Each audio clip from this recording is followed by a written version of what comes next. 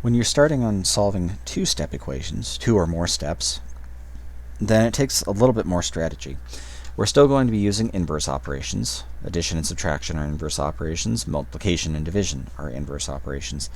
But we have to be careful in which order we use these inverse operations. If you look at this number here, this equation here, 2x minus 6 equals 14, then this x, if we're trying to isolate the x, well, let's think about what's happening to the x from its perspective. It's first being multiplied by 2, and then whatever that result is, we're subtracting 6 from it, and ultimately we get a 14 out of that.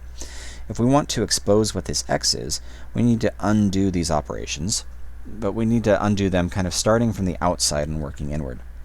If you think of a Christmas present or a birthday present or something, generally what you do is you might put it in a box, and then after you put that in a box, you take and you wrap the present.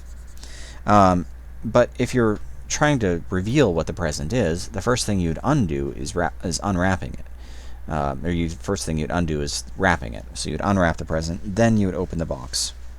And only after you open the box, then you would see what the original present was. So we're kind of taking a similar sort of approach here. This says multiply by 2, then subtract 6. If we're trying to reveal what the x is, I'm going to start by adding 6 to both sides. I'm going to undo subtracting 6. So I end up with 2x equals 20. So 14 plus 6 on this side. The plus 6 and the minus 6 cancel each other out over there. Now, what we would want to do is we'd want to get rid of multiplying by 2. And to undo multiplication, we use division. So I'll divide both sides by 2. Over here, these cancel out. And over here, 20 divided by 2 is 10. I ultimately end up with x equals 10. Now, these being a little bit more complicated equations, it's even more important that we check our work. So checking x equals 10, well, 2 times 10 minus 6, question mark, equals 14. That's 20 minus 6 equals 14. That's a true statement. So I can be certain that x equals 10 is my solution to that equation. All right, let's do another example. 3x minus 7 equals 11. The 3x happens first, and then we subtract the 7. So to undo these, I'm going to start by adding 7 to both sides. I'll get 3x equals 18. All right, now I want to undo the multiplying by 3, so I'll divide both sides by 3. I get x equals 6. Let's check this. 3 times 6 minus 7 equals 11. That's 18 minus 7 equals 11. And that's a true statement, which means x equals 6 was my solution. All right, I'll just do more examples here. 6x plus 1 equals 10. Well, I'm multiplying by 6 and then adding the 1. So to undo these, I'll just undo them in the other order. I'll subtract 1 from both sides, giving me 6x equals 9. And then I'll divide both sides by 6, giving me x equals 9 over 6, which is, well, when I reduce that by dividing both the top and the bottom of this fraction by 3, I get 3 halves. So checking this one, 6 times 3 halves plus 1 equals 10. I'm going to go ahead and use my calculator to check this one. There's no reason we have to do all these checking steps by hand. So what I'm going to do, 3 halves you can see is just 1.5. So I'm going to count that. I'm just going to type it into the calculator as 1.5. I get 6 times 1.5 plus 1, and that is equal to 10. So this right here is a true statement. X equals 3 halves, or x equals 1.5, depending on the way that the question, the way that you're asking for the way that you're asked for the question, the way they're asked for the answer. There we go. I'm tongue-tied. Whatever. I'm just going to move on. When we're dealing with some of these, you can see the x occurs in more than one location in this particular problem. And so what we need to do to begin with here is we need to just simplify. We're going to combine like terms here specifically. The 2x and the 4x can combine. 2 plus 4 is 6, so this gives us 6x plus 5 equals 17. You can see everything that's on this side of the equation stayed on that side of the equation. I just combined the stuff that was over here. The 2x and the 4x became the 6. The 5 is still over here. The 17 is still over on the other side. But now that I've written it as 6x plus 5 equals 17, I can solve this by subtracting 5 from both sides, giving me 6x equals 12, and then dividing both sides by 6, giving me x equals 2. Let's check this. 2 times 2 plus 5 plus 4 times 2 equals 17. I'm just plugging it into the original equation here. So 2x plus 5 plus 4x equals 17. I'm checking this. 4 plus 5 plus 8 question mark equals 17.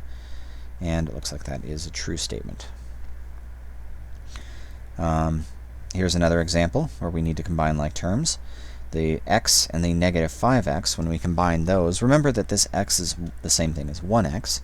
So when I combine like terms, I get 1 plus a negative 5. Let me also think of these as plus negative. I think that's easier. 1 plus negative 5 is negative 4.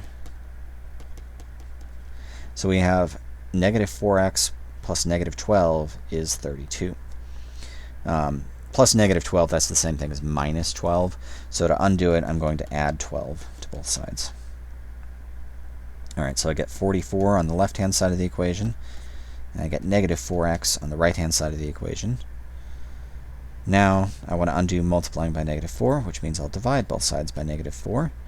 This gives me a negative 11 on the left-hand side and an x on the right-hand side. So I get x equals negative 11.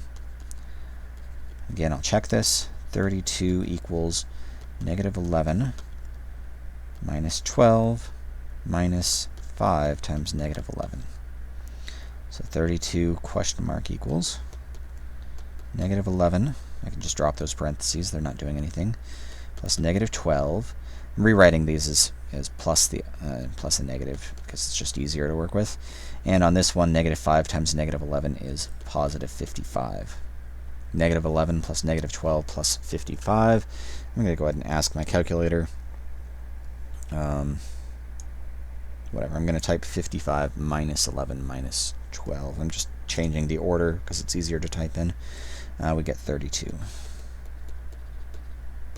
That is a true statement, which means x equals negative 11 was my solution to that equation. Alright, on this one, 5x over 3 equals 25. So we're doing both multiplication and division in this problem. I'm multiplying by 5 first, and then I'm dividing by 3.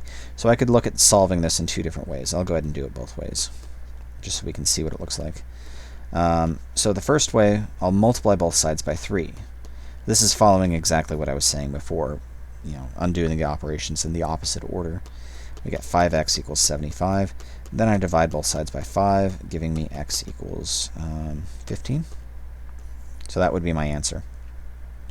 Another way to do this one, perhaps a little bit easier, maybe, I don't know, is to look at this 5x over 3 and to say, well, I'd really like to think of this 5 and the 3 as the same number. I could think of this actually as 5/3 x equals 25. And what I'm doing here is I'm just using one of those rules for multiplication of fractions. When you multiply two fractions by each other, you can just multiply straight across the top and straight across the bottom. So this, if you think of it as x over 1, you can see 5 times x is 5x, 3 times 1 is 3.